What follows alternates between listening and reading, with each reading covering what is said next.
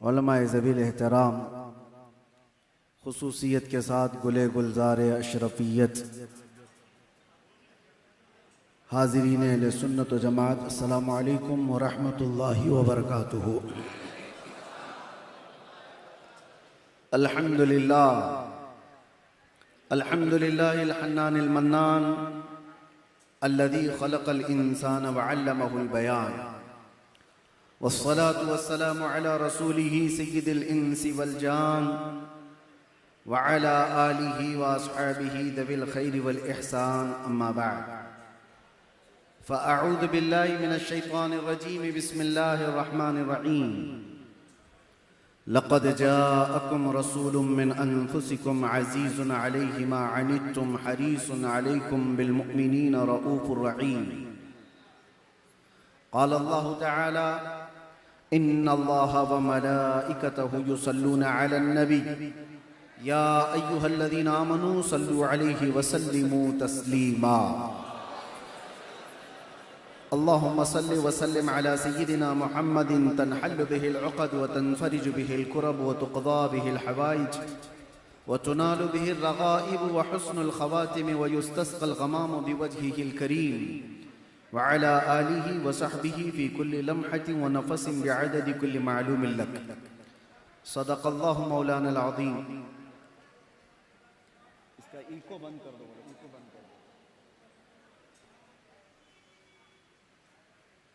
अज़ीज़ान गिरामी, हाज़रीन महफ़िल मीलाद मुस्तफ़ा,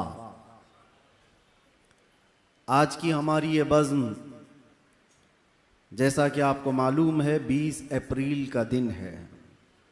शम्सी तारीख के एतबार से कायनात के आका व मौला रूही फ़िदा मुहम्मदुर रसूलुल्लाह सल्लल्लाहु तआला अलैहि वसल्लम के इस कायनात पे जलवा फ़िगन होने की तारीख़ है। और मैं ये कहता हूँ, आज की तारीख की खुशी सिर्फ मुसलमानों का हक नहीं, पूरी इंसानियत का हक है।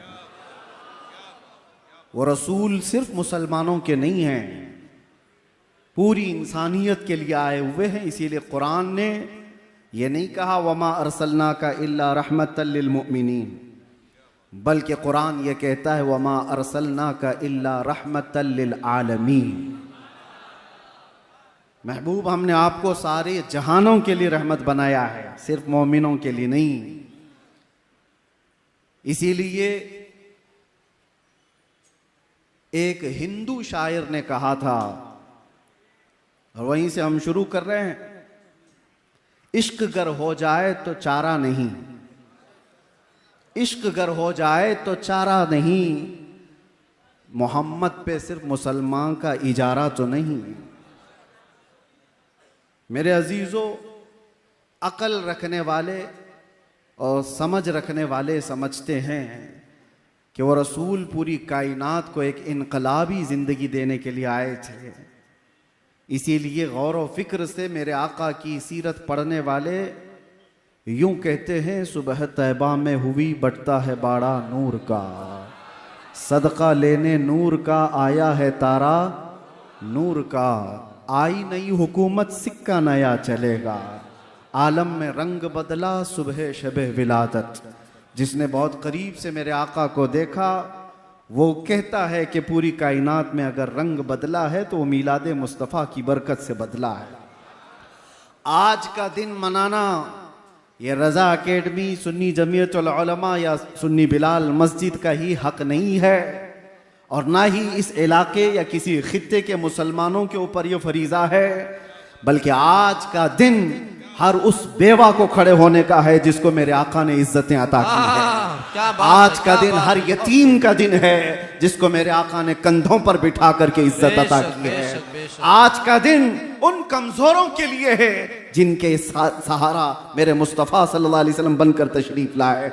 आज का दिन बूढ़ों का है, आज का दिन बेवाओं का है, आज का दिन फकीरों का है, आज का दिन पूरी कायनात की उन बच्चियों का है जिनको पैदा होते ही जिंदा दरगोर किया जाता था।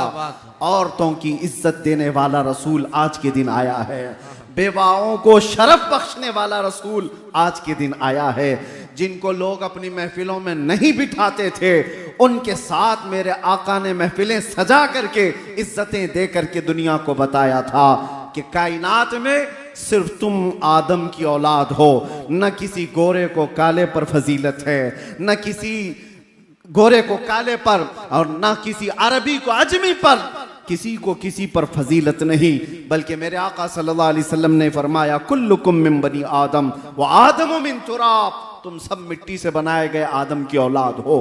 पूरी कायनात को यकसां बनाने वाला, इक्विलिटी का हकीकत में दर्स देने वाला वो रसूल आज के दिन तशरीफ लाया है। आज पूरी कायनात को चाहिए था कि उस रसूल पाक सल्लल्लाहु तआला अलैहि वसल्लम का वो दिन मनाते। ये तास्सुब की निगाहें, ये तास्सुब के चश्मे जिन्होंने पहने, वो हुजूर से दुश्मनी करने लग गए। वरना हकीकत तो ये है मेरे अजीजों, गैर मुस्लिमों ने भी जब पढ़ा है, अंग्रेज मुअर्रिख है, उसने लिखा है पूरी कायनात में इंसान को इंसानियत क्या है पता चली है तो ये 20 अप्रैल के बाद पता चली है। ये हमने नहीं कहा, अंग्रेजों की लिखी हुई तारीख है। उस रसूल पाक सल्लल्लाहु तआला अलैहि वसल्लम के आने के बाद एक दो मैदान में नहीं, दुनिया के हर मैदान में इनकलाब आया। आज हम किसी रेवोल्यूशन को देख करके, इनकलाब को देखकर किसी एक शख्सियत को याद करते हैं। मिसाल के तौर पर यहाँ हिंदुस्तान में बहुत सारी शख्सियतें पहचानी जाती हैं। तहरीक आज़ादी को लेकर के जिन शख्सियतों को हम याद करते हैं, उनका मैदान है आज़ादी की तहरीक चलाना, हिंदुस्तान को अंग्रेजों से आज़ाद कराना। उनकी शख्सियतें मशहूर हैं, सब जानते हैं। वो हिंदुओं में भी है, मुसलमानों में भी है, क्रिश्चियनों में भी है। तो वो तहरीक आज़ादी उनका एक मैदान था, उसके वो इनकलाबी थे। कुछ वो लोग हैं जो जिहालत से निकाल करके इल्म के मैदान में एक इनकलाब लाने की कोशिश करते रहे। कुछ वो हैं जो बादशाहत को खत्म करके डेमोक्रेसी को लाना चाहते थे, जमहूरियत को, वो उनकी इनकलाबी शख्सियत है। कुछ वो हैं जो कम्युनिज्म को लाए। दुनिया का एक एक मैदान है जिसमें उन्होंने इनकलाब लाया। ये सिर्फ कायनात में तने तनहा मोहम्मदुर रसूलुल्लाह की जात है जो पैदा होने से लेकर कब्र में जाने तक इंसान की हर जरूरत में इनकलाब लाकर दिखाया। जब मेरे आका मदीने में तशरीफ लाए थे तो सिर्फ 6 लोगों को लिखना आता था, सिर्फ 6 लोग कलम पकड़ना जानते थे। 10 साल के बाद जब मेरे आका दुनिया से तशरीफ ले जा रहे थे तो 80,000 लोगों को लिखना आ चुका था। इल्म का इनकलाब इस दुनिया में इससे बड़ा कौन लाया है? मेरे अजीजों, एक सहाबी हैं, इनकलाब की बात आई है तो कहते या रसूल अल्लाह सल्लल्लाहु तआला अलैहि वसल्लम, ज़माने जाहिलियत की हमारी 2 चीज़ें ऐसी हैं जिसको याद करके हमें हंसी भी आती है और रोना भी आता है। कुछ बातें ऐसी हैं जिनको याद कर हम हंसते हैं, कुछ बातें ऐसी हैं जिनको याद कर हम रोते हैं। उस सहाबी ने जब ये कहा, मेरे आका सल्लल्लाहु तआला अलैहि वसल्लम पूछते हैं कौन सी बातें जिस पर तुम रोते हो और जिस पर तुम हंसते हो? वो सहाबी कहते हैं हंसने की बात तो ये है कि हमें अक्ल और शऊर नहीं, हमको किसने पैदा किया, हमारा राज़िक कौन है, हमारा खालिक कौन है, इसका शऊर नहीं था। तो हमने अफवाहों पर यकीन करते हुए अपने अपने खुदा बना लिए थे। आटे के खुदा बनाते थे और आटे का खुदा बनाकर सफर में भी लेकर के चलते थे। तवज्जो चाहता हूं। और वो सहाबी कहते हैं जब रास्ते में कभी खाना खत्म हो जाता तो हमारे खुदा का कभी हाथ तोड़ के खा लेते थे। आटे का तो था, खाने की चीज थी। कभी पैर तोड़ के खाते और ज्यादा भूख लगे तो गर्दन भी तोड़ के खा लेते थे। वो खुदाओं के साथ ये हश्र करते थे। वो सहाबी कहते हैं आज जब हमें ये बात याद आती है तो हंसी आती है कि हम जिसकी इबादत करते हैं उसी को तोड़ के खाते भी थे। और दूसरी बात वो सहाबी कहते हैं या रसूल अल्लाह सल्लल्लाहु अलैहि वसल्लम, वो बातें जो याद करके हमें रोना आता है। वो कहते हैं मेरे खुद की 5 बेटियां पैदा हुई हैं और हर बेटी को मैंने कब्र खोद करके दफन कर दिया। आखिरी बेटी बड़ी हो गई थी।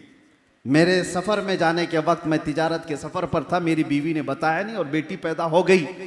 माँ कैसे मारे? 4 बेटियों को तो मैं पैदा होते ही गर्दन मरोड़ कर खत्म कर चुका था। 5वीं थोड़ी बड़ी हो चुकी थी मेरे आने के बाद। फिर जब मुझे पता चला 5वीं भी बेटी है तो अब तो वो पहचानने लग गई थी। लेकिन मेरा दिल इतना सख्त था कि मैं उस पहचानने वाली और मुझे बाप कहकर पुकारने वाली बेटी को भी घसीटता हुआ ले गया और उसकी चीखों को नहीं सुना, कब्र खोदा और उसको जिंदा मैंने दफन कर दिया। उसकी चीखें मेरे कान को आज भी अंदर गूंजती हुई नजर आती हैं। रसूल पाक सल्लल्लाहु तआला अलैहि वसल्लम के पास वो आकर कहते हैं, जब जमाने जाहिलियत की यह बात हम याद करते हैं तो सेना कलेजा मुंह को आता है, दर्द होता है कि हमें अल्लाह ताला ने बेटियां दी थी तो हम ऐब समझते थे। किसी के घर में बेटी पैदा हो जाना यह ऐब था। या रसूल अल्लाह, आप जो तशरीफ लाए, आप जो तशरीफ लाए, मिंबर पर खड़े होकर मेरे मुस्तफा ने फरमाया जिसकी एक बेटी हो और वो उसे हुस्न अदब देकर सही जगह शादी कर दे, मेरे आका फरमाते मैं उसका हाथ पकड़ करके जन्नत में ले जाऊंगा। दुनिया वालों आज भी सुनो, जो नाक भौं सकेड़ते हैं, आज भी बेटियों के पैदा होने पर आज भी अज़मत मुस्तफ़ा सल्लल्लाहु तआला अलैहि वसल्लम, एक बार पढ़ो तो समझ में आ जाए। हम हिंदुस्तान में रहते हैं, आपको पता है यहां पर कानूनी जुर्म है किसी के भी हमल के अंदर कोई चीज डॉक्टर बता दे। 5 महीने 6 महीने का जब हमल हो जाता है तो डायग्नोस किया जाता है, सोनोग्राफी होती है, सीटी स्कैन होते हैं, डॉक्टर्स इतना तो मालूम कर लेते हैं कि पेट में बच्चा लड़का है कि लड़की है। लेकिन पूरे हिंदुस्तान में आप देख लें ये गैर कानूनी मालूम करना, क्यों?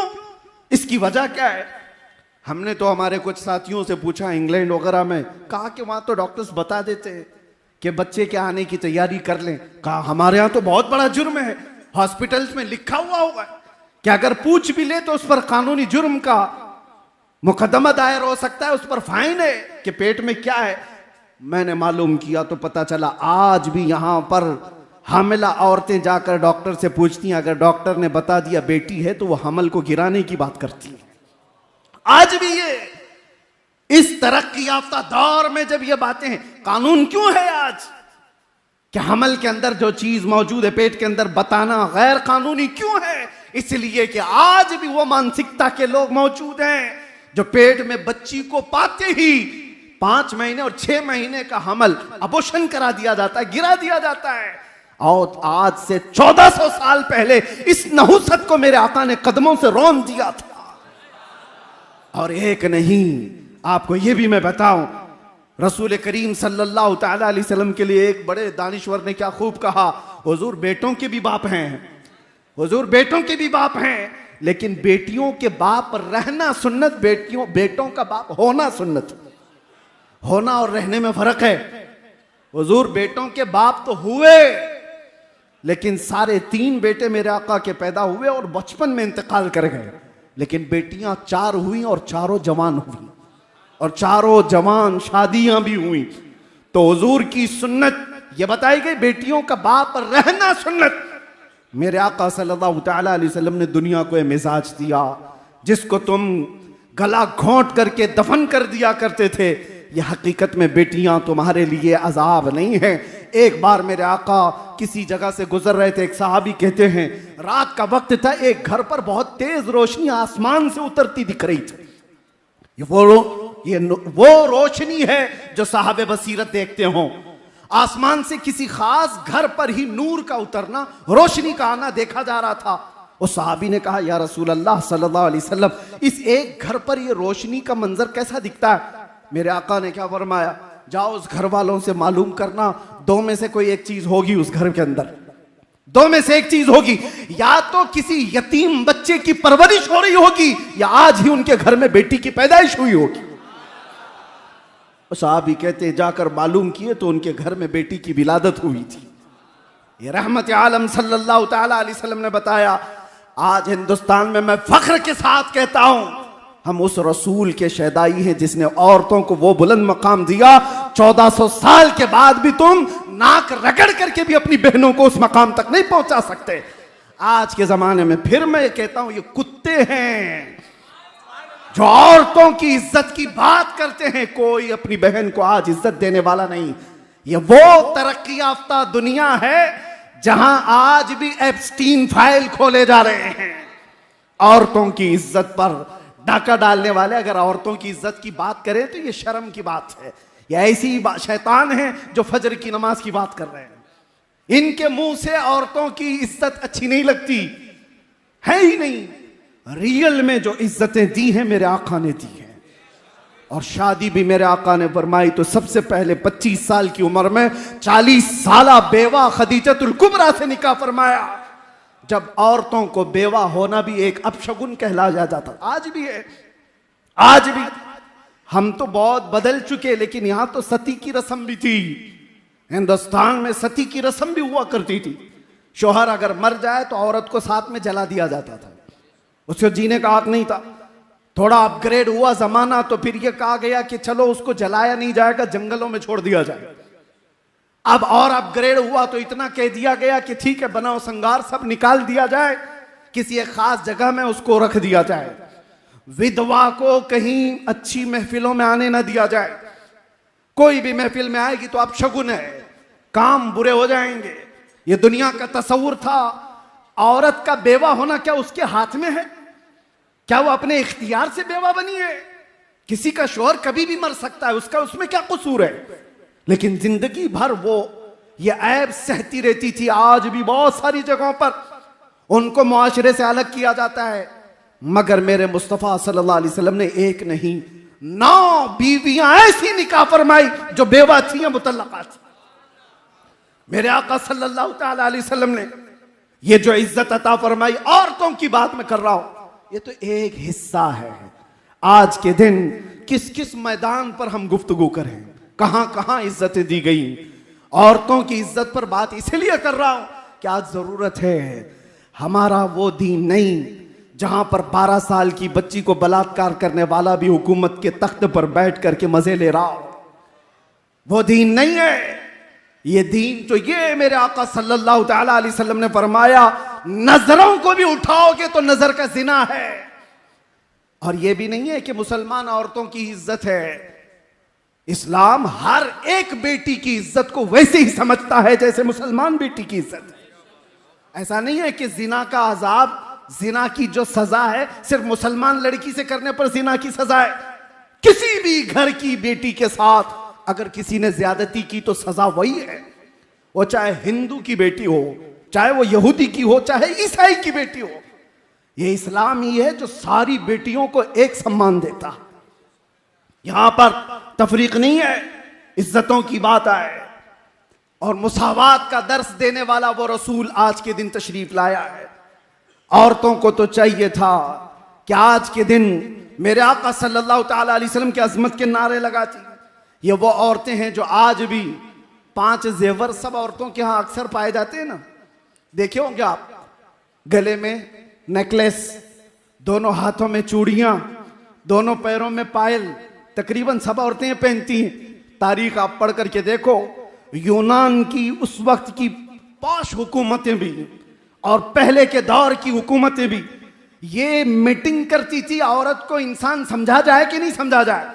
और उस दौर में बाज लोगों ने कहा कि ठीक है ये इंसान है, लेकिन इसको साथ में अगर कहीं ले जाना है बाजार में तो 5 जंजीरें पहनाकर, एक गले में, 2 हाथों में और 2 पैरों में 5 जंजीरें डाल करके औरत को बाजार ले जाया जाता था। औरत की यह हैसियत थी। मेरे मुस्तफा सल्लल्लाहु अलैहि वसल्लम ने इन जंजीरों को तोड़ा और उन जंजीरों को औरतों की जेवर बना दिया गया है। शक्ल तो बाकी है लेकिन जंजीर नहीं है। औरतों को इज्जत इस कायनात पर जिसने दिया है वो मेरे मुस्तफा ने अता किया है, रसूल करम सल्लल्लाहु ताला अलैहि वसल्लम ने अता किया है। अजीजा ने गिराम वक़ार, आज इसलिए भी मैं बात कर रहा हूं कि 2 चीजें बहुत बड़ी सख्त हैं दुनिया में, औरत और दौलत। इस पर कंट्रोल अक्सर लोग खो जाते हैं, यहीं से तो गुमराही आती है। इन 2 चीजों की लिमिटेशन मेरे आका ने जो तय की है वो कितनी बेहतरीन है। मदीने की एक यहूदी औरत है, चिट्ठी लिखती है अबू बकर सिद्दीक रज़ियल्लाहु ताला अन्हु जब खलीफा वक्त हैं, कहा कि मैं मदीना छोड़कर यमन जाना चाहती हूँ मेरे खानदान के पास, मुझे यहाँ सेफ नहीं लगता, सब मुसलमान हैं, मैं जाना चाहती हूँ। सिद्दीक अकबर ने उसका रास्ता नहीं रोका, कहा कि ठीक है जा सकती है, लेकिन तन्हा औरत है, कौन जाए इसके साथ। 2 जवान सहाबा को साथ में कर दिया कि यमन तक इस खातून को पहुंचा कर क्या हो। अब वो औरत और डर गई। मुसलमानों के बारे में जो एक परसेप्शन है, एक बना बनाया हुआ है, प्रोपेगेंडा है कि औरतों को देखेंगे तो ये पागल हो जाएंगे, कुछ भी कर लेंगे। दुनिया ने इस तरह से बना रखा है, हकीकत में खुद गंदे हैं। 2 जवान सहाबा को उस औरत के साथ कर दिया गया। औरत को ऊंट पर बिठाया गया है, कजावा सजा है। दोनों जवान चलते हुए जा रहे, यमन तक जाना है मदीने से। जहां जहां चौकियां आती, चेकिंग पॉइंट आते, ये दोनों नौजवान बात करते, खलीफा अव्वल सिद्दीक अकबर की मेहमान है, यमन जा रही है, ऊपर नहीं देखा जाता, रास्ते खोल दिए जाते। कई दिन की मसाफत के बाद जब यमन पहुंचते हैं तो वो खातून कहती है, कई दिन का सफर कर लिया मदीने से यमन तक। वो औरत कहती है, मैं खुदा को शाहिद बनाकर कहती हूं, एक बार भी इन दोनों नौजवानों में से किसी ने मेरी तरफ आंख उठाकर नहीं देखा नहीं।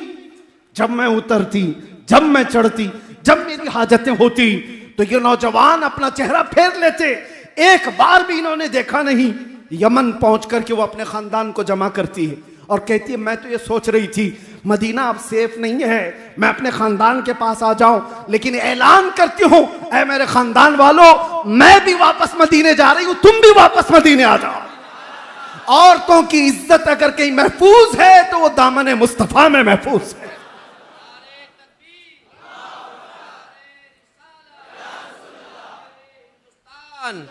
मेरे अजीजों, ये सिर्फ और सिर्फ बेटियों की बात जहां तक है, ये इनकी इज्जतों की बात, हदीसें पढ़ो आपको पता चले। बेटी होने पर मेरे आका ने शफाअत की बात फरमाई। बहन हो तो फरमाया उसकी गायबाना भाई के हक में दुआएं ऐसी कबूल होती हैं जैसे काबे के पास कबूल होती है। माँ हो तो उसके कदमों में जन्नत है। बीवी हो तो एक लुकमा उसे खिलाया तो सदक़े का सवाब। औरत को हर मकाम पर वो इज्जतें दी गई। नबी आखिरुज़्ज़मान सल्लल्लाहु तआला अलैहि वसल्लम ने आखिरी जो अल्फाज वफात के वक्त जो बयान फरमाए उसमें भी ये जिक्र है, मिल्के यमीन अस्सलात, वो मिल्के यमीन। मिल्के यमीन किसको कहते हैं? जो तुम्हारे मातहत रहने वाली औरत। मेरे आका ने फरमाया उनका ख्याल रखना, उनके साथ ज्यादती ना हो, उनके साथ जुल्म ना हो।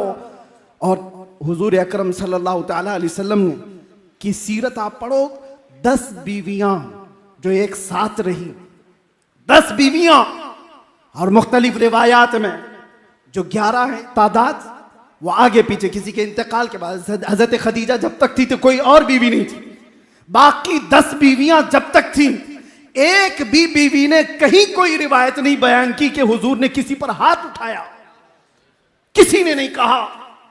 हुजूर पाक सल्लल्लाहु तआला अलैहि वसल्लम ने सख्त मिजाज के साथ उनको तकलीफ दी हो? कभी नहीं। रसूल करीम सल्लल्लाहु तआला अलैहि वसल्लम 10 बीवियों के साथ जो मुआशरती जिंदगी गुजार करके दिखाए हो, यहां तो 2 बीवियां रख नहीं पाता कोई। और वैसे भी हमारे ऊपर इल्जाम है कि 4 वाले हैं, मियां एक नहीं संभलती, 4 की बात की है। लेकिन रहमत आलम सल्लल्लाहु तआला अलैहि वसल्लम ने औरतों जैसी फितरत और सिफत जिसके अंदर है, अरे सब औरतों के अंदर एक नस्वानी सिफत सबके अंदर होती है। वो उम्महातुल मोमिनीन थी, रसूलुल्लाह की बीवियां थी, लेकिन थी तो औरत। और हदीसों में इसका जिक्र भी है। हजरत आयशा की बारी में हुजूर सल्लल्लाहु तआला अलैहि वसल्लम उनके घर हैं। हजरत ज़ैनब दूसरी बीवी हैं, उन्होंने गोश्त का एक ऐसा सालन बनाया जो हुजूर को बहुत पसंद था। उन्होंने सोचा आज मेरे घर में हुजूर तो आएंगे नहीं, बारी आयशा के घर है। थोड़ा सा सालन उन्होंने अपनी खादिमा को दे करके भेजा, आयशा के घर रसूलुल्लाह सल्लल्लाहु अलैहि वसल्लम, ये सालन हुजूर को पसंद है, पहुंचाओ।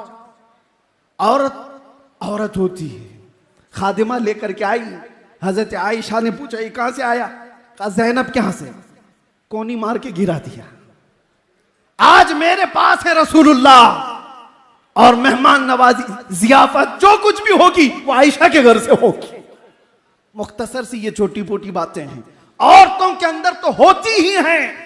अरे 2 के दरमियान मसावात करना एक बड़ा चैलेंज होता है। मेरे मुस्तफा ने 10 बीवियों के साथ मसावात करके कायनात को दिखाया। ये कौन कर सकता है? जो रहमत आलम हो। ये वही कर सकता है जो रियलिटी में कहता भी हो और करता भी हो। दुनिया को औरतों के हुकूक बताने वाला खुद कभी बीवी ना रख सकता हो, और वो दुनिया को पाठ पढ़ा रहा है औरतों की इज्जतों के लिए। एक बात आप समझ करके चलें, इस्लाम रियलिटी की बात करता है, हकीकत की बात करता है। औलाद की बात जहां तक आए, मुस्तफ़ा करीम सल्लल्लाहु ताला अलैहि वसल्लम ने औलाद के लिए जो फरमाया, और उसके अलावा मसावात की जहां तक बात आए, मैं कुल मिलाकर के आज के दिन की एक अजमत बताऊं। आज के दिन बहुत सारे इनकलाब आए, इल्म का इनकलाब, इंसानों के उरूज और इर्तिका का इनकलाब, जिहालत से निकालने का इनकलाब, बुराइयों से बाज लाने का इनकलाब। अरे वो सहाबा जो ईमान लाने से पहले उनके हालात ये थे कि वो शराब नोशी और क़िमारबाजी में फख्र करते थे। 50-50 साल पुरानी शराब जमा करके पीने का रिवाज था। 50 साल पुरानी शराब नशा ज्यादा करती है, लेकिन एक फरमाने रसूल था जिसने उनकी जिंदगियां बदल डाली। हजरत अनस कहते हैं, मैं कहबा खाने में लोगों को शराब प्यालों में भर करके दिया करता था। एक शाम ऐसी आई कि मदीने में ऐलान हुआ, अल्लाह के रसूल ने फरमाया, मुसलमानों आज से शराब हराम हो गई। सिर्फ ऐलान हुआ, जैसे ही ये आवाज गूंजी मदीने की गलियों में, जिसके हाथ में प्याला था वो वहीं से पटक दिया, जिसके घर में मटका था उसने तोड़ दिया। वो एक दिन था मदीने की सारी नालियां शराब से बह रही थी। एक फरमाने रसूल ने उनकी जिंदगियां बदल डाली। इनकलाब, मेरे अजीजों, यहां रुक करके मैं इस इनकलाब पर थोड़ी सी बात और करना चाहूंगा। वो सहाबा से आपकी मोहब्बत है या नहीं? हम अहले ईमान है, उस सहाबा से हमारी मोहब्बत, उस रसूल से मोहब्बत ना होती तो यहां आते भी नहीं आप। उस रसूल से आपको बेपनाह मोहब्बत है। आज अगर मैं कहूं, हर बच्चा हर जवान ये कहने को तैयार है, उस नामूसे मुस्तफा पर तुम क्या दोगे? चंदे की बात नहीं, गर्दनें देने को तैयार है। ये लब्बैक यूं ही नहीं कहा जाता। लब्बैक का मतलब होता है हम हाजिर हैं या रसूल अल्लाह, हम हाजिर हैं या रसूल अल्लाह। बताओ किस चीज से तुम हाजिर हो? जान से, अपनी तमाम चीजों से हाजिर हो। लेकिन एक बात मैं पूछना चाहता हूं, जो कौम अपने नबी से इतनी मोहब्बत करती हो, जान देने के लिए तैयार है, हुजूर पर मर मिटने को तैयार है, हर सितम हर मुसीबत गवारा करने को तैयार है, उस कौम के अंदर अगर नशा आम हो चुका है तो ये बहुत बड़ी फिक्र की बात है। जिस चीज को मेरे आका कायनात से खत्म करने आए, आज उनकी उम्मत उस चीज को रिवाज कैसे दे सकती है? हैरत की बात है मेरे अजीजों, मुसलमान और नशा दो ऐसी चीजें हैं जैसे दिन और रात। दिन और रात का क्या मिलाप? काला और सफेद दोनों एक हो नहीं सकते। मुसलमान और नशा इतना अपोजिट है, इतना अपोजिट है। हमारे मोहल्लों में नशा आया कहां से? हमारे मोहल्लों में नशा बिकता कैसे है? तुमने क्या हदीसें नहीं सुनी? वो सहाबा तो पहले हराम नहीं हुई थी इसलिए इस्तेमाल कर रहे थे। हम तो पैदाइशी कानों में सुनते आ रहे कि हराम है, हराम है, हराम है। अभी तुम्हें और कोई हराम करने वाला नहीं आने वाला है, पहले से हराम चीज तुम्हारे सामने है। कौन है जो हमारे बच्चों को इस आवारगी में आज मुब्तला कर दिया? अगर इश्क रसूल राई के दाने के बराबर भी तुम्हारे सीनों में है तो मेरे अजीजों, नशा उठाना तो दूर की बात, तुम देखना भी गवारा नहीं करते। तुम्हारे सरों पर जिसकी इज्जत लगी हुई है वो मेरे मुस्तफा की है। दुनिया तुम्हें तुम्हारे नाम से नहीं, मेरे नबी के नाम से पहचानती। हमारी अपनी क्या पहचान है? हमारी अपनी क्या पहचान है? अगर मुस्तफा के ना होते तो हम जिंदा चलती फिरती लाशें होते। हमें कौन मुंह लगाता? आज हमें दुनिया देखती है तो नबी के नाम पर देखती है। इस नाम का इतना तो भरम रख लेते, इस नाम की इतनी तो लाज रख लेते कि मुस्लिम मोहल्ले में कम से कम नशा नहीं आता। वैसे तो पूरे मुल्क को नशा से पाक होना चाहिए, लेकिन खास तौर पर जब भी डिपार्टमेंट वाले और खास तौर पर नारकोटिक वाले जब बात करते हैं तो ये कहते हैं कि आपके लोग ज्यादा नशा में हैं, आपके लोग ज्यादा नशा में हैं। इसके दो कारण हो सकते हैं, दो वजह हो सकती हैं। एक तो जल्दी पैसा हासिल करने के लिए हर आदमी बहक जाता है, और दूसरा एक सोची समझी साजिश के तहत ये पूरे के पूरे खित्ते को नशा में मुब्तला किया जाता है। क्योंकि ये छुपी हुई चीजें नहीं है, किसी चलते फिरते आदमी से भी पूछ लो तो वो नशा का अड्डा बता देता है, यहां मिलता है, यहां बिकता है। हालात तो ये है आज।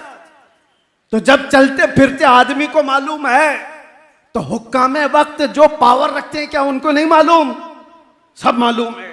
तो फिर कौन है जो इनको नशे में मुब्तला कर रखा है? एक चीज ये समझ में आती है, दुनिया इनको अच्छी तरह से पहचानती है। ये आम लोग नहीं है, ये आम लोग नहीं है, ये मोहम्मद अरबी के शेर हैं। इनको नशा में इतना सुलाओ कि उठने की हिम्मत ना हो। जिस दिन ये उठ गया तो अच्छे अच्छों का सोना हराम कर सकता है। नहीं उठना चाहिए, नहीं उठना चाहिए। तुम्हें इस तरह से आज पूरी दुनिया में, सिर्फ नशा यहां नहीं है, सऊदी भी मुब्तला है इसमें, अरब की कई कंट्रीज ऐसी हैं जहां सब मुब्तला है। और बगैर किसी पावरफुल जरिए के ये चीज नहीं होती। हजरत इतनी फिक्र के साथ मुझसे कह रहे थे कि दिल दर्द करता है जब अपने बच्चों को नशा में देखते हैं। और जिस इलाके में ये आप लोग हैं, हजरत यहां पर है, ये इलाका तो मशहूर से मशहूर होता जा रहा है, मशहूर से मशहूर होता जा रहा है।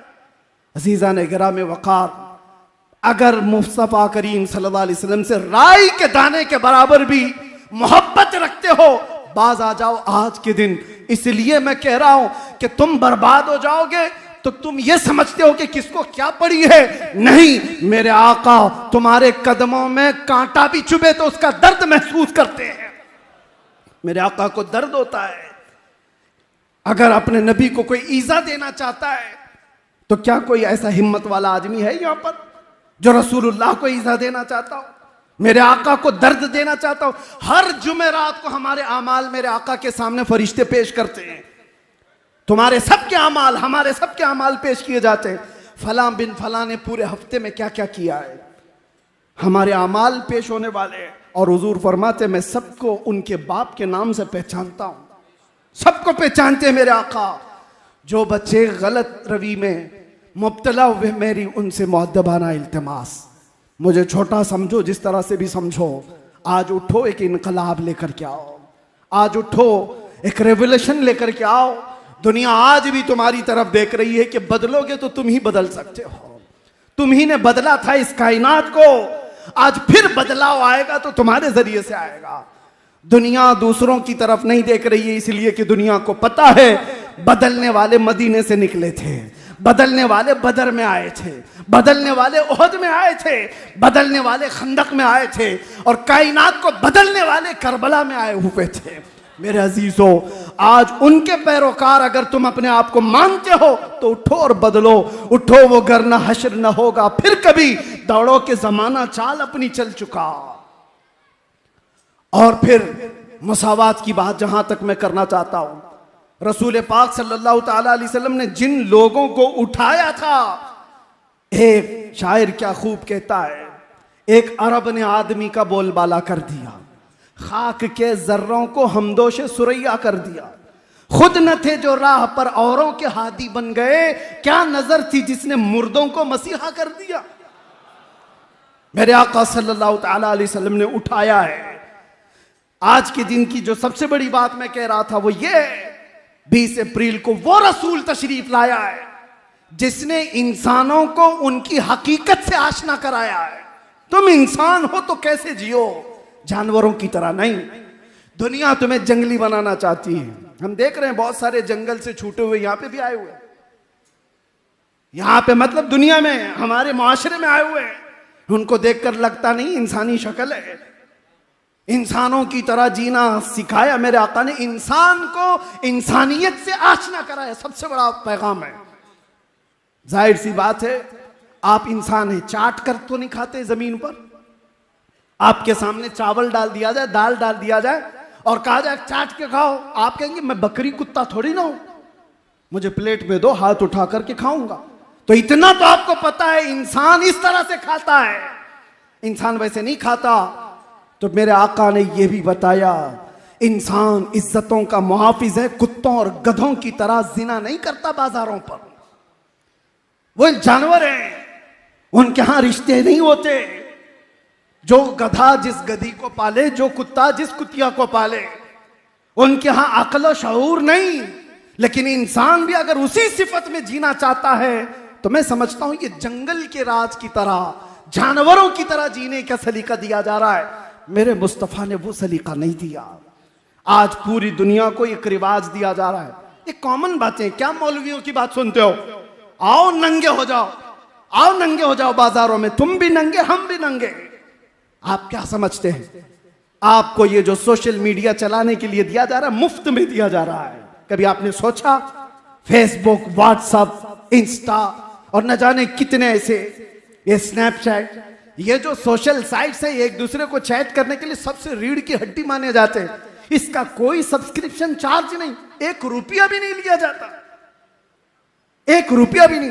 अरे अगर कोई एजुकेशन लेना है, आपको कोई कोर्स करना है, इंटरनेट में भी बहुत सारे एप्लीकेशन ऐसे हैं जो वो चार्ज लेते हैं सब्सक्रिप्शन का, मंथली आपको फीस देना पड़ता है। वहां पर तो फीस देना। ये चैटिंग के जितने ऐप हैं क्यों खुले आम मुफ्त दिए जाते हैं? आप हर चीज एक दूसरे से शेयर करो, नंगी तस्वीरें भी भेजो, नंगी तस्वीरें देखते भी रहो। मेरे अजीजों, ये माइंड प्रोग्रामिंग है। मेरे आका सल्लल्लाहु अलैहि वसल्लम ने 1400 साल पहले फरमाया था, एक दौर आएगा जब तुम देखोगे कि इंसान रास्तों पर ऐसे जिना करेंगे जैसे कुत्ते और गधे जोड़ा खाते हैं। और सुनो, सबसे ताज्जुब की बात, मैं हदीस पढ़ रहा था, रोंगटे कांपने लगे। मैं सच बता रहा हूं, हुजूर फरमाते हैं उस जमाने का सबसे शरीफ आदमी कौन होगा पता है? सबसे शरीफ आदमी, हुजूर फरमाते हैं उस आखिरी जमाने में सबसे शरीफ आदमी वो होगा जो जिना करते हुए देख के सिर्फ इतना कहेगा, भाई साहब थोड़ा पीछे चले जाओ। इतना कहेगा वो कि दीवार पीछे चले जाओ भाई, उसको सबसे शरीफ आदमी समझा जाएगा। ये मेरे आका ने आखिरी जमाने की अलामतें बताई। ये दुनिया वो मिजाज दे चुकी है। आज कोई मौलवी बोले इन नौजवानों को तो सब उस पे बरस पड़ेंगे। कौन से जमाने के मौलाना हो आप? क्या लड़कियों से बात करना कोई ऐब की बात है? एक नहीं, हम 70 लड़कियों से रोज बात करते हैं, रोज छोड़ते हैं।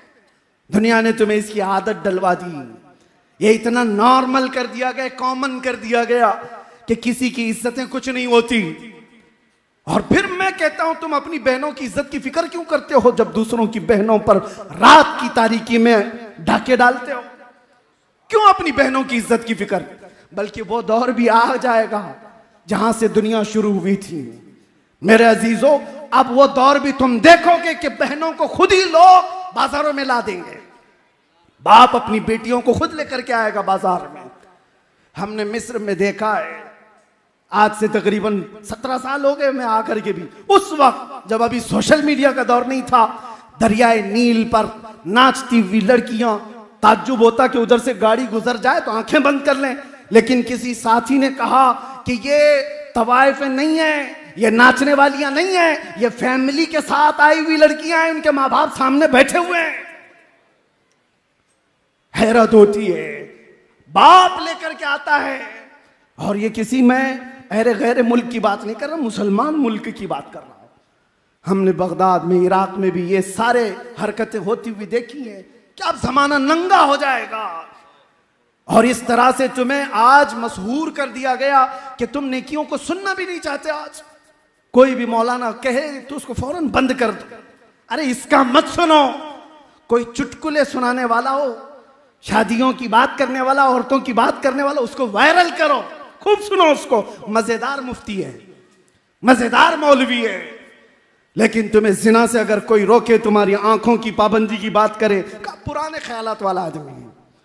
अजीजा ने गिरामी, आपसे मैं ये कहता हूं, तुम जिस इस्लाम की बात करते हो वो इस्लाम नहीं है। ये मेरे आका का इस्लाम तो ये था, मेरे आका का इस्लाम तो ये था कि नबी पाक सल्लल्लाहु ताला अलैहि वसल्लम के सहाबा जिस मुआशरे में रहते बरसों हो जाते, उन्होंने भाभियों को नहीं देखा था। बरसों हो जाते, अपने सगे भाई की औरत को नहीं देखा। और आज हम जिस इस्लाम की बात कर रहे हैं, अभी अगर नारा लगाओ कोई भी इस्लाम जिंदाबाद, तो देखो छत गूंजने लग जाए, दीवारें गूंजने लग जाए। इस्लाम जिंदाबाद के मस्जिद में जिंदाबाद, तुम्हारी शादियों की महलों में क्या हो गया इस्लाम को? कहां है इस्लाम? तुम्हारी बीवियों पर इस्लाम जिंदाबाद नहीं, तुम्हारी बेटियों पर इस्लाम जिंदाबाद नहीं। तुम्हारी माओ पर इस्लाम जिंदाबाद नहीं।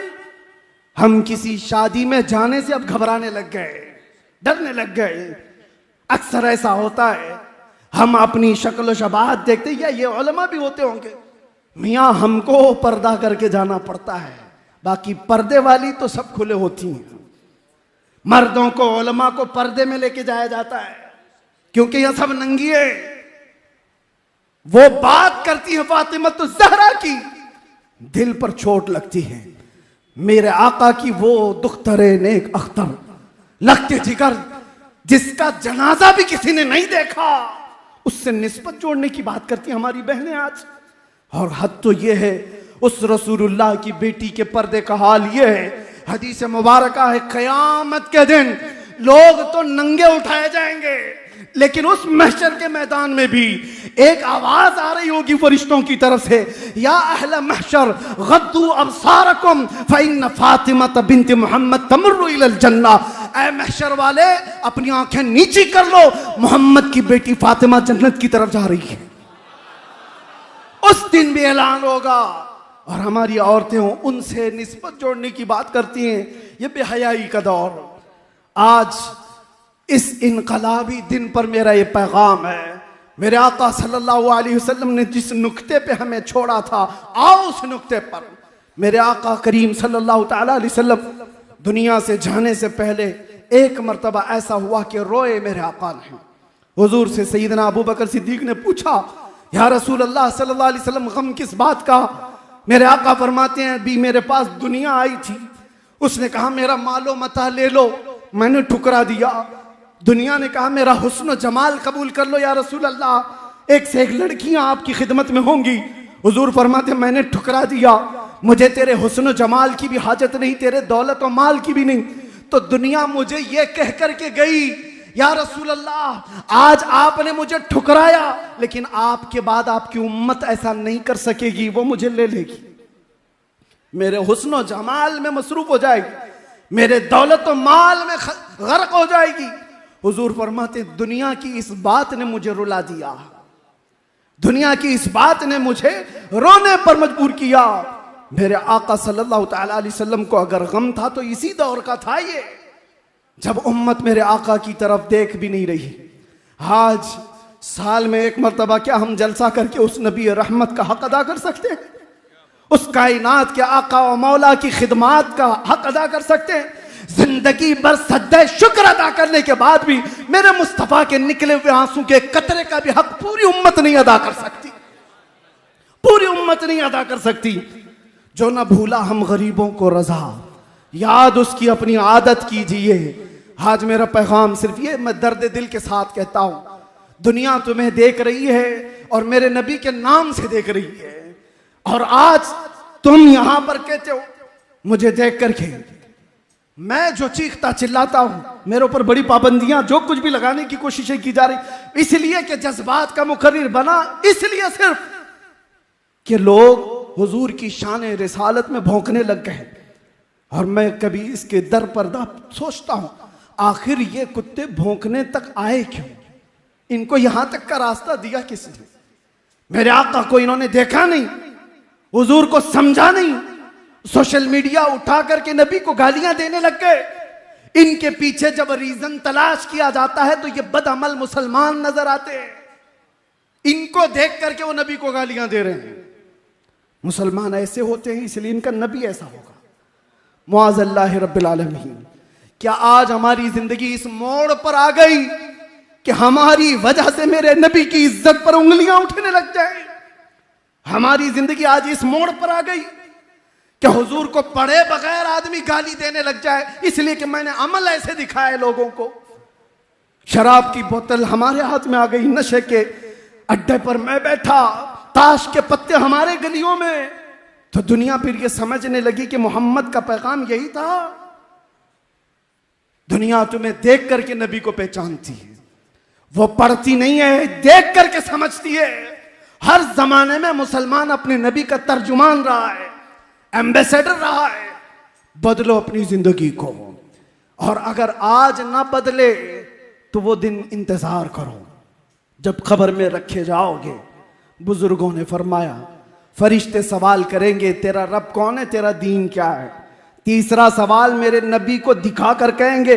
अक्सर अइम्मा ने कहा कि रसूलुल्लाह कब्र में आएंगे, कब्र में तशरीफ लाएंगे, तुम्हारा यकीन है या नहीं? मेरे आका हुजूर कब्र में आएंगे, यकीन है?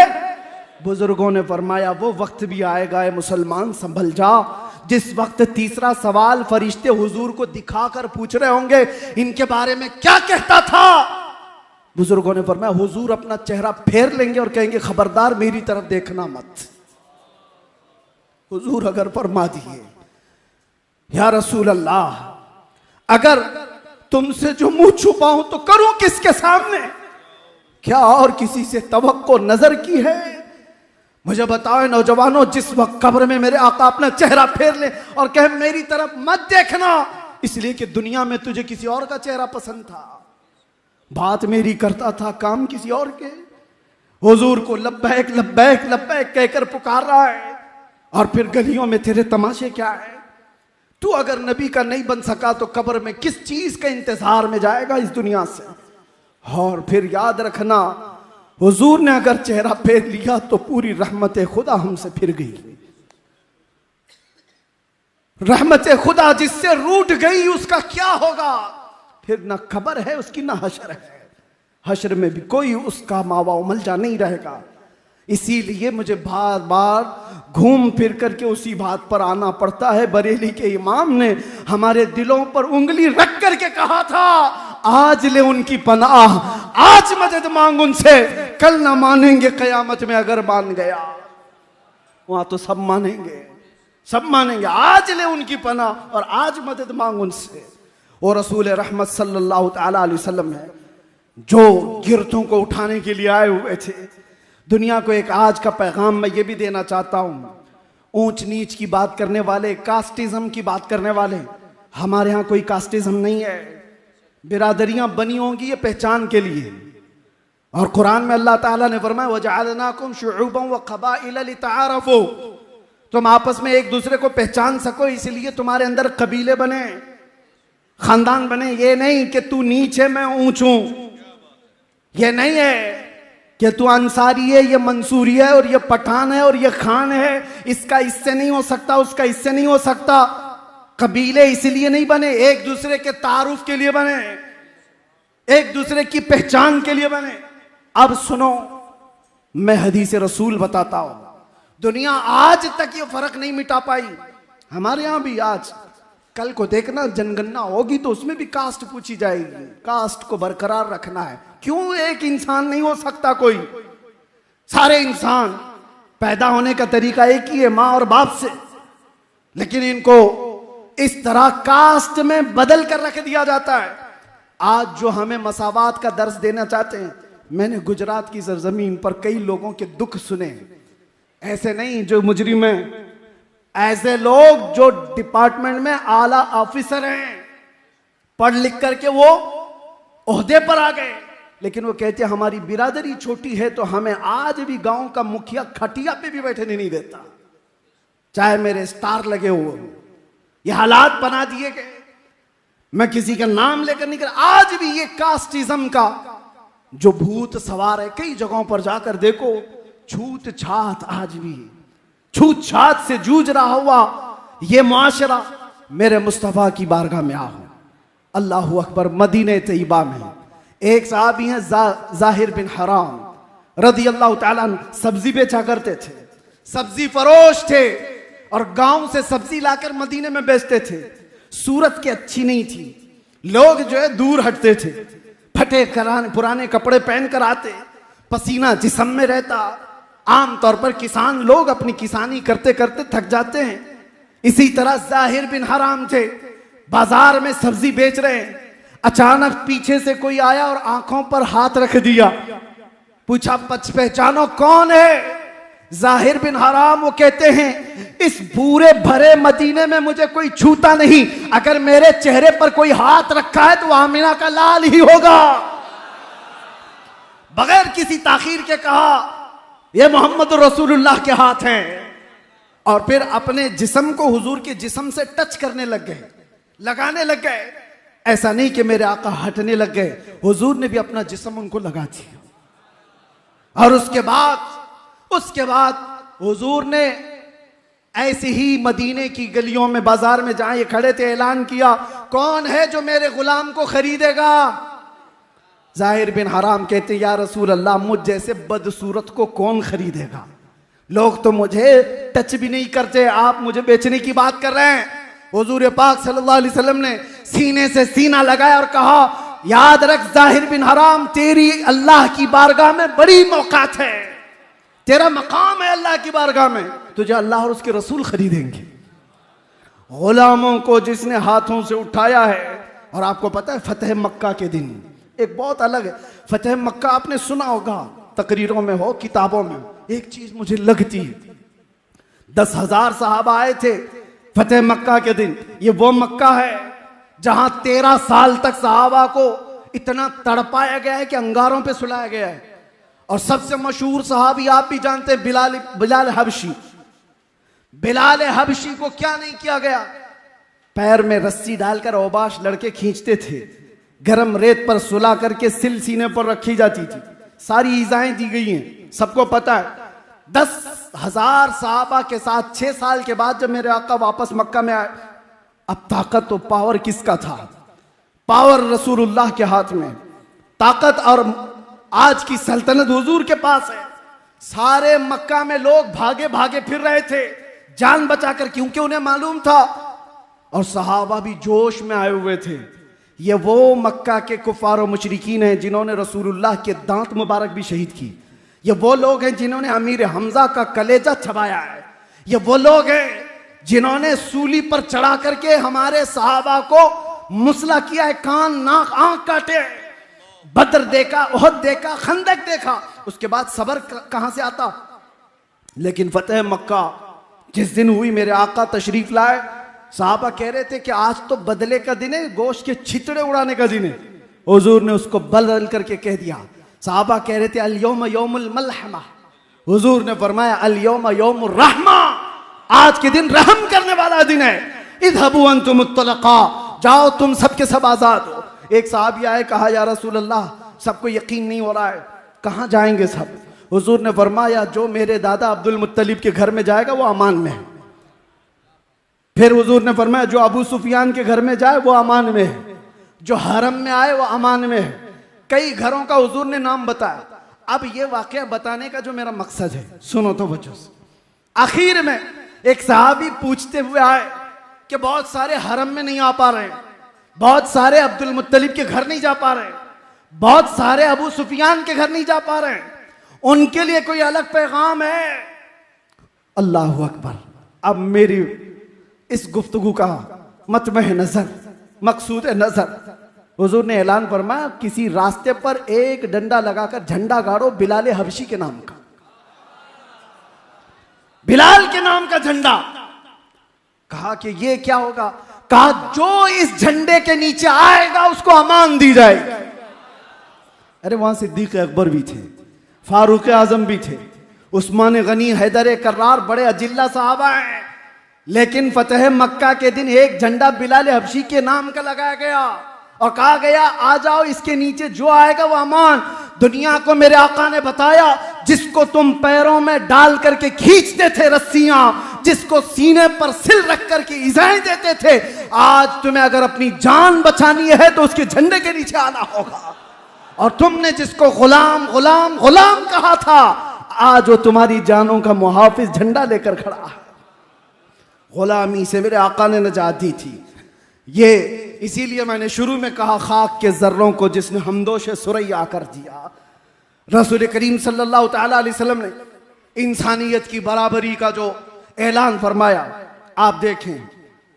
एक साहबी हैं अदी बिन हातिम, वो कहते हैं मैंने देखा मेरी बहन आई और कहने लगी, हातिम ताई के बेटे हैं, बहुत पैसे वाले मालदार, उनकी बेटी हुजूर पाक के पास उनकी बहन अदी बिन हातिम की, यानी हातिम ताई की बेटी मुसलमान हुई और अपने भाई से कहती, भाई जाओ, इसी में खैर है, वो बादशाह हो कि रसूल हो, उनकी पैरोकारी कर लो, उनसे अच्छा आदमी मैंने देखा नहीं। अदी बिन हातिम कहते हैं मैं आया, देखा, उस वक्त क्या बात देखी, तवज्जो चाहता हूं। रसूल पाक सल्लल्लाहु तआला अलैहि वसल्लम महफिल में मदीने की एक पागल औरत जिसका जहनी तवाजुन खो गया हो, लोगों से वो बड़बड़ करती रहती, किसी को भी पकड़कर कुछ भी सुनाती। ऐसी पागल औरतों से तो हर कोई दामन बचाता है। वो औरत करीब आती गई और महफिल में आकर के कहा कि ए अल्लाह के रसूल, मैं आपसे बात करना चाहती हूं। पागल औरत है, मेंटल केस जिसका है। और सहाबा बचाने लग गए, हटो। रसूलुल्लाह सल्लल्लाहु अलैहि वसल्लम से सहाबा कहते हैं, या रसूल अल्लाह, ये बदजुबान औरत है, कुछ का कुछ बोल जाती है, कहीं आपकी शान में ये बदजुबानी ना करे, नाज़ेबा कलमात ना कहे। हुजूर ने सहाबा से क्या कहा जानते हो? हटो, उसे आने दो, मुझे पता है मदीने में कोई उसकी नहीं सुनता, अगर मैं भी ना सुनूं तो वो किसको सुनाए? वो रहमत आलम आए थे सुनने के लिए, और वो पागल औरत हुजूर को उठा ले जाती है। साहबा कहते हैं हुजूर उठ करके गए उसके साथ, कहती है अकेले में बात करना चाहती हूँ। हुजूर ने कहा ठीक है, अकेले में बात। और वो पता नहीं क्या क्या सुनाती रही। मेरे आका ऐसे सुनते रहे जैसे किसी दानिशमंद की बातें सुन रहे हो। एक ही जुमला बार बार उसे एहसास भी नहीं होने दिया कि वो पागल है। ये मेरे आका की अदाएं थी जिसको कुरान ने कहा लक़द जाअकुम रसूलुम मिन अनफुसिकुम, तुम में वो रसूल आया है अजीजुन अलैहि मा अनितुम, तुम्हारा तकलीफ में पड़ना उस रसूल को देखा नहीं जाता, गवारा नहीं। हरीसुन अलैकुम बिल मुमिनीन, तुम्हारे सिर्फ ईमान की तलब रखने वाला, रऊफुर रहीम, निहायत नरमी करने वाला और शफकत करने वाला रसूल आया है तुम्हारे पास।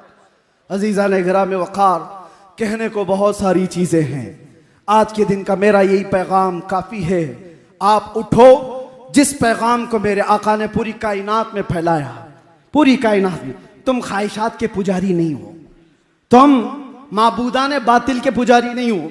एक फर्क मैं आपको बताऊं, एक फर्क, लोग जो है ये समझते हैं बुतों की पूजा करने वाले ये मुशरिक है, एक खुदा को छोड़कर दूसरे खुदाओं की इबादत करने वालों को मुशरिक कहते। लेकिन कुरान ये कहता है साथ में, अरअयत मन इत्तखज़ इलाहहु हवा, ऐ रसूल क्या आपने नहीं देखा उन लोगों को जो अपनी ख्वाहिशों की इबादत भी करते हैं, ख्वाहिशात को माबूद बना लिया है। नौजवानों, तुम्हारे दिल में जो बात आए उस पर अमल कर लेना जरूरी नहीं होता। रात को तुम्हारा नफ्स उठाए किसी लड़की से बदकारी करने के लिए, तुम ख्वाहिशात के पुजारी मत बन जाओ। तुम रसूल रहमत सल्लल्लाहु अलैहि वसल्लम के पैरोकार हो, याद करना तुम्हारा रब तुम्हें देख रहा है। यअलमु खाइनतल अयुनि वमा तुख्फी सुदूर, तुम्हारी आंखों की खयानत को भी वो जानता है, तुम्हारे दिल में गुजरने वाले हालात से भी वो बाखबर है। आपको आपका नफ्स दौलत की रेल पेल में ऐसा मसरूफ कर देगा कि तुम्हें ना नमाजों का ठिकाना कुछ भी नहीं। मैं एक बात याद करता हूं, हजरत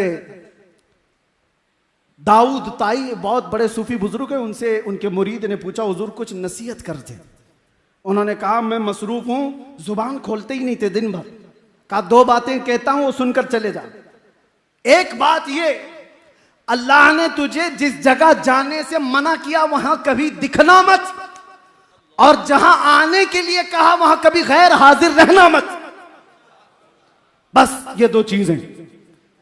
अल्लाह ने जहां जाने से मना किया वहां कभी दिखना मत, और जहां आने का हुक्म दिया वहां कभी गायब रहना मत। बस ये दो चीजों पर पूरी जिंदगी चला लो। आज आपके लिए भी ये पैगाम है, तुम अपने चेहरे के साथ वहां कभी ना दिखो जहां मेरे रसूल को पसंद नहीं, वहां कभी ना दिखो जहां रसूल रहमत सल्लल्लाहु तआला अलैहि वसल्लम की इज्जत पर उंगली उठ सकती है, और वहां हर दम दिखो जहां मेरे नबी की आंखों की ठंडक है। हर दम नजर आओ जहां मेरे आका को पसंद है। आज हमने वर्ल्ड दुरूद डे के तौर पर इसका ऐलान किया है। रजा अकेडमी की जानिब से ये जो मुहिम छेड़ी गई थी, आपको मैं बताऊं, पिछले साल से लेकर जो मैं अपने जानिब से, हमारे भी सोशल मीडिया के जरिए से जो ये मुहिम छेड़ी गई थी, हर कोई बंदा दुरूद पढ़े मेरे आका की बारगाह में पेश करेंगे।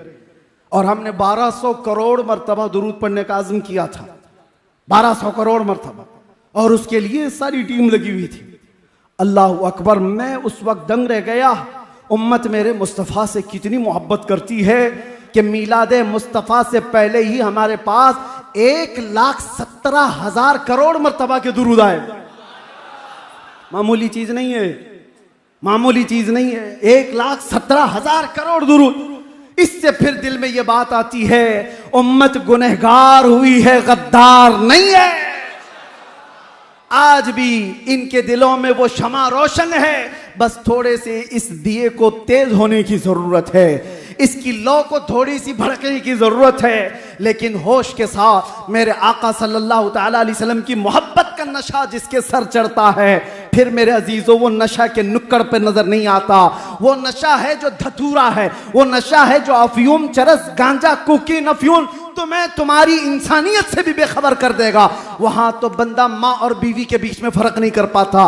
उस नशेड़ी को देखो आप, जो जमीन और आसमान को फर्क नहीं कर पाता। जमीन नीचे ऊपर दिखती है उसे, आसमान नीचे दिखता है। लेकिन इश्क मोहम्मदी में जो सरशार होता है, अरे वो कायनात का इमाम होता है। उसकी जुबान से निकलने वाले अल्फाज, हम चरसियों को भी देखते हैं, अगर मैदान में या रास्ते पे पड़े हुए कुछ बकरे हैं तो लोग उनको देखते नहीं, सुनते नहीं, गुजर जाते हैं, ये चरस के नशे में बकरा है, पता नहीं क्या बोल रहा है। लेकिन इश्क मोहम्मदी में जब कोई बोलता है, ये नशा तो ऐसा है कि सारे कानों को उस बरेली की तरफ फेर देता है। और पुकार पुकार कर नशे इश्क मोहम्मदी में सरशार इमाम इश्क मोहब्बत यूं कहता है, सरवर कहूं कि मालिक मौला कहूं तुझे, बाग़े खलील का गुले ज़ैबा कहूं तुझे, अल्लाह रे तेरे जिस्म मुनव्वर की ताबिशें, ऐ जाने जा मैं जाने तजल्ला कहूं तुझे। उसकी आंखों में कोई और जलवा दिखता ही नहीं, जो दिखता है वो सिर्फ अपने महबूब का जलवा दिखता है। मैं तुम्हें दावत देता हूं, वो नशा तो कर लो एक बार कि जहां नजर उठाओ ये कहने पर आमादा हो जाओ, सर ताब कदम है तने सुल्तान ज़मन फूल, लब फूल, दहन फूल, सकन फूल, बदन फूल, वल्लाह जो मिल जाए मेरे गुल का पसीना, मांगे न कभी इत्र न फिर चाहे दुल्हन फूल। क्या बात रजा उस चमनिस्तान करम की, जहरा है कली जिसमें हुसैन और हसन फूल।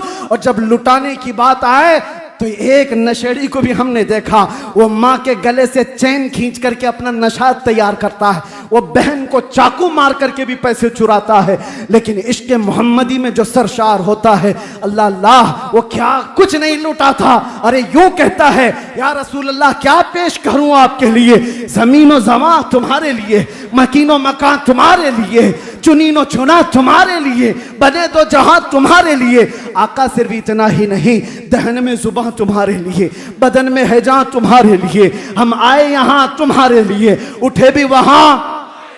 वो इश्क मोहम्मदी में सरशार किसी को मानता ही नहीं। वो कहता है तो सिर्फ यही कहता है, इसालत कुल, इमारत कुल, इमामत कुल, विलायत कुल, सियादत कुल, खुदा के यहाँ तुम्हारे लिए। ये ताजो कमर, ये शम्सो कमर, ये बागो शजर, ये बरगो शजर, ये तैगो सिपर, ये ताजो कमर, ये हुक्म रवां तुम्हारे लिए। जिना में चमन, चमन में समन, समन में फबन, फबन में दुल्हन, सजाए मिहन पे ऐसे या मनो अमा तुम्हारे लिए। आका मैं ही क्या आपकी सना में, कलीमो नजी मसीहो सफ़ी, खलीलो रजी अतिक़ो वसी, गनी वो अली, सना की जुबान तुम्हारे लिए। और आखिर में ये कहता है, ये दुनिया का ही मामला नहीं है, आखिरत में भी जाओ मेरे महबूब का ही जलवा दिखेगा। सिर्फ और सिर्फ एक ही जलवा दिखेगा जिसकी मोहब्बत में बरेली का इमाम सरशार था।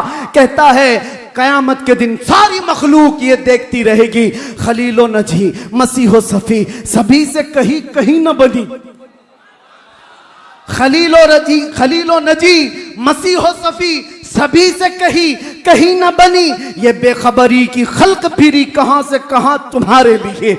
या रसूल अल्लाह आखिर में दुआ सिर्फ इतनी है, सबा वो चले कि बाग फले, वो फूल खिले के दिन हो भले, लिवा के तले सना में खुले, रजा की जुबान तुम्हारे लिए, लिवा के तले सना में खुले हम सब की जुबान लब्बैक या रसूल अल्लाह।